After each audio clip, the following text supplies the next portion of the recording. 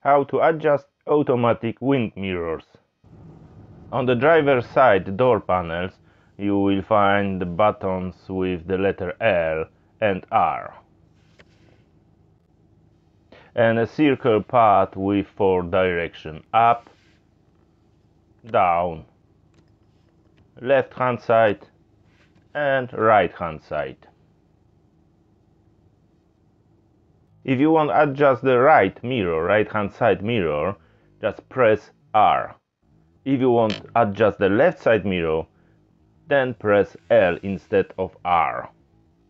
Let's see how it works in practice.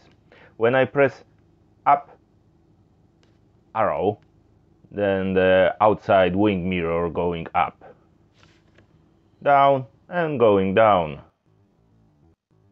And exactly the same with the left side wing mirror and the right side wing mirror.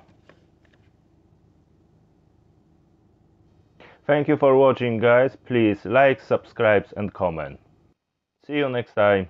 Cheers, bye.